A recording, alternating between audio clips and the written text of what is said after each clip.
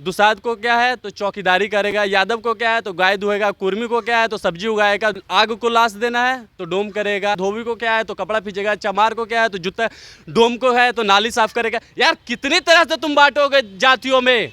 अरे पिछड़ो, शर्म करो कि तुम्हारी कोई औकात नहीं है तुम्हारे लिए, तुम अपने हक अधिकार के लिए पिछड़ों के सरकार में खुद रो रहे हो, भाग रहे हो घर छोड़कर, द्वार छोड़ के। किस बात की पिछड़ों की सरकार? अगर आपके बच्चों को नौकरी नहीं लग रहा है तो ग्रह का दोष है, राहु है, केतु है, शनि है। और जब खुद के बच्चों का नहीं लग रहा है, आरक्षण सब बर्बाद कर ले है। मैं राजपूतों के लिए भी बोलना चाहूँगा कि राजपूत समाज इतना लड़ाकू योद्धा खुद को बताते हैं कहानियों में जो भी हो, लेकिन आज तक कितने राजपूत को भारत रत्न मिला है कोई मुझे बताए।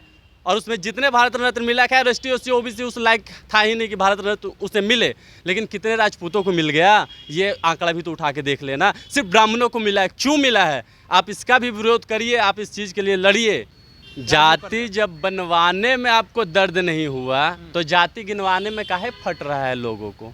नहीं होना चाहिए ना। जिंदगी भर हम कमाए, हम खटे, हम बाल बच्चों को मेहनत करके पढ़ाएं, और उसका जब शादी करना हो तो ब्राह्मण को बुलाओ, शुभ मुहूर्त निकलवाना है। जिंदगी भर हम कमाई करें, हम खटे, घर बनाए तो उसके लिए किसको बुलाना है? ब्राह्मण को, गृह प्रवेश।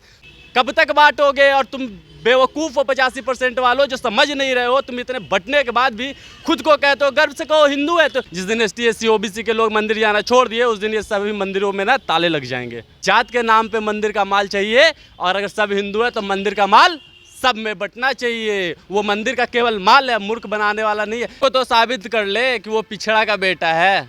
क्या किया है उन्होंने? हमेशा वो कमंडल की बात करते हैं। आज तक कभी पिछड़ों के हक के लिए मंडल की बात की है उन्होंने? कभी भी ओबीसी के लिए आवाज़ उठाया है? दलित को छोड़ दो, तुम कभी तुमने ओबीसी के लिए आवाज़ उठाया? यार तुम खुद पिछड़ा नहीं हो और तुम गुमराह कर रहे हो पिछड़ों के नाम पर।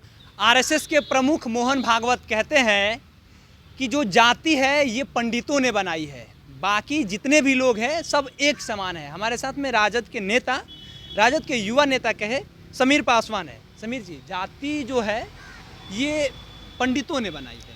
सबसे पहले तो मैं मोहन भागवत जी का धन्यवाद दूंगा कि उन्होंने कम से कम सच कबूल करने का हिम्मत रखा। और ये सच है। कैसे?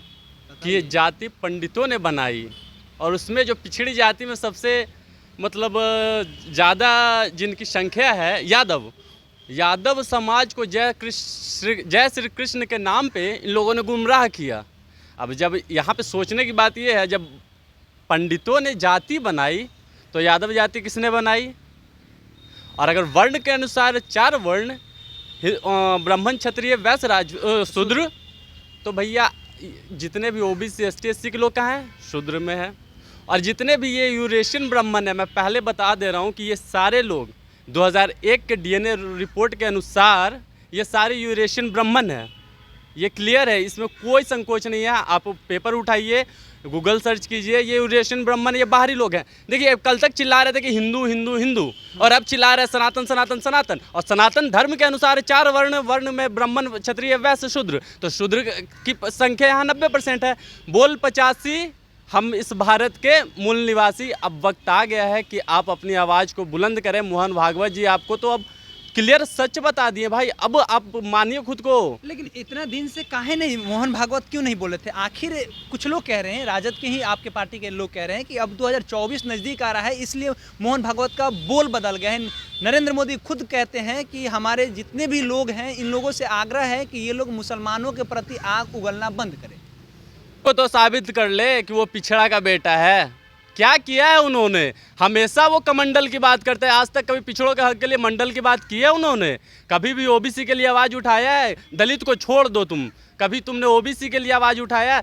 यार तुम खुद पिछड़ा नहीं हो और तुम गुमराह कर रहे हो पिछड़ों के नाम पर, और तुम खुद को ये सनातनी बताते हो। किस बात का सनातनी? तुम सनातनी तो वाकई में हो, इसमें कोई मतलब मजाक नहीं है। तुम नरेंद्र मोदी इस देश के सनातनी है, इसमें कोई मतलब दो मत नहीं है, क्योंकि उनकी पूरी जाति को ओबीसी में कन्वर्ट किया गया गुजरात में, और उसके बाद वो खुद को पिछड़ा का बेटा बताने का काम करते हैं।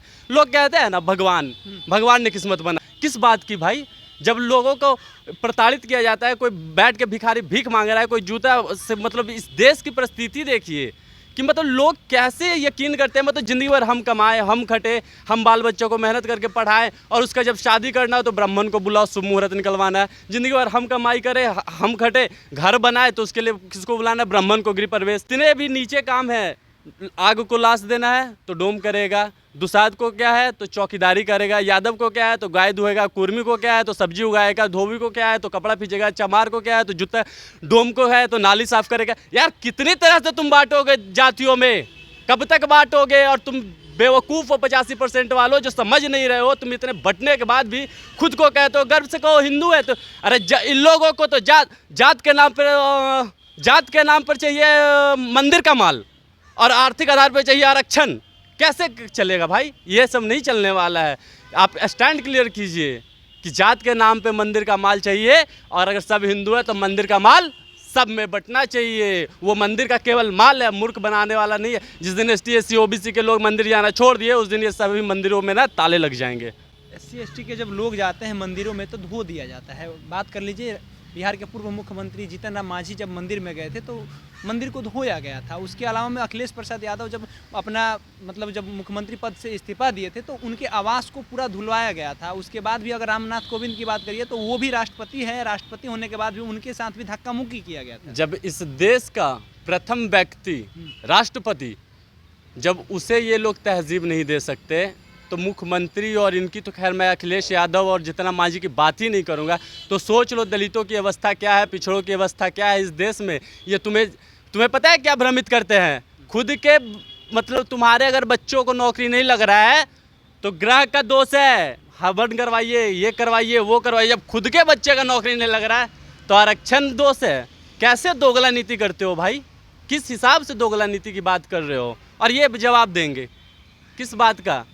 लॉजिकली बात है, आरक्षण हटा देना चाहिए। जहां मैं बता दूं कि इस देश में 89 सचिव है जो केंद्रीय कार्यालय से चलते हैं। उस 89 सचिव में कितने SC के लोग 2, ST के लोग 1, और उसके बाद भी सुन लीजिए OBC 0/सन्नाटा। OBC गर्व से कहो हम हिंदू हैं। NFS लगा दिया जाता है। OBC है ही नहीं, इसमें नहीं है। OBC का कोई रोल नहीं है। और उसमें भी अगड़ी जाति में भी केवल ब्राह्मण ही सबसे ज़्यादा है, राजपूत भी नहीं है, न वैश्य है। इस रिकॉर्ड को आप उठाइए और देखिए कि क्या बोलता है रिकॉर्ड और किस ओर आप जा रहे हैं। आप कहते हैं राजपूत, मैं राजपूतों के लिए भी बोलना चाहूँगा कि राजपूत समाज इतना लड़ाकू योद्धा खुद को बताते हैं कहानियों में जो भी हो, लेकिन आज तक कितने राजपूत को भारत रत्न मिला है? कोई मुझे बताए। और उसमें जितने भारत रत्न मिला, खैर ST SC OBC उस लायक था ही नहीं कि भारत रत्न उसे मिले, लेकिन कितने राजपूतों को मिल गया ये आंकड़ा भी तो उठा के देख लेना। सिर्फ ब्राह्मणों को मिला है, क्यों मिला है? आप इसका भी विरोध करिए, आप इस चीज़ के लिए लड़िए। एक और सवाल है सबसे अहम जो बिहार में अभी चल रहा है। राजीव प्रताप रूडी कल लोकसभा में भाषण दे रहे थे। भाषण देते हुए कहे कि 2014 से पहले जो कश्मीर की स्थिति थी, आतंकवाद को लेकर के बार बार इंटरनेट को बंद कर दिया जाता था, ठीक वैसा ही स्थिति छपरा में हो गया है। इंटरनेट बंद कर दिया गया है और जातीय जनगणना जो हो रहा है इसकी शुरुआत में ही ये समाज को तोड़ने की बात हो रही है। जाति जब बनवाने में आपको दर्द नहीं हुआ तो जाति गिनवाने में काहे फट रहा है? लोगों को नहीं होना चाहिए ना। कितना प्यार से तो जातीय जनगणना होगा, लोगों को उसके अनुसार रोजगार मिलेगा, लोगों को उसके साथ शिक्षा मिलेगा। लोग भाई जातीय जनगणना तो हम सबके हित के लिए हो रही है ना, कि जिसकी जितनी संख्या बारी उसकी उतनी हिस्सेदारी। तो आपको क्यों दर्द हो रहा है? अब जिस तरह से राजीव प्रताप रूडी बता रहे कि वहाँ पे कश्मीर का हाल, तो मैं आपको एक चीज़ बता दूं कि 7 यादवों का जब हत्या हुआ था उस वक्त आप लोग कहाँ सोए थे? उस समय तो यादव के ना कोई विधायक भी बोल रहे थे, राजद का नहीं, यादव का मैं बोल रहा हूँ, इस बात को समझिएगा। ना BJP के ना किसी भी पार्टी के कोई नहीं गए, कोई नहीं बोले, ठीक है। लेकिन जब इनके साथ हुआ तो तुरंत सभी के सभी लोग पहुंच गए, तुरंत घर को SIT कुर्की कर दिया। अरे पिछड़ो शर्म करो कि तुम्हारी कोई औकात नहीं है तुम्हारे लिए, तुम अपने हक अधिकार के लिए पिछड़ों के सरकार में खुद रो रहे हो, खुद भाग रहे हो घर छोड़ कर, द्वार छोड़ के। किस बात की पिछड़ों की सरकार? मैंने मानता हूँ कि ये पिछड़ों की सरकार है, लेकिन ये कानून व्यवस्था जो है बनी हुई वो संचालित वहाँ से होती है। तो इसीलिए आपको व्यवस्था परिवर्तन के लिए लड़ना होगा, आंदोलन करना होगा, सड़कों पे आना पड़ेगा अपने अधिकार के लिए, और अपने नेताओं को भी ये बताना होगा कि हम लोगों के साथ शोषण नहीं होना चाहिए। भाई 7 यादवों की हत्या हुई थी ना, तो कोई नहीं बोलने गया। क्यों नहीं बोलने गया? क्योंकि वो यादव था। इसीलिए ना वो पिछड़ा था। आज तक अभी घर की कुर्की नहीं हुई। आज तक क्यों होगा? मजाल है जो कोई कुर्की कर देगा मोहन ठाकुर के घर को। जो 6743 जातियों में तुम बटे हो ना, यही तुम्हारी टूट है। तो इस बात को तुम्हें समझने की ज़रूरत है।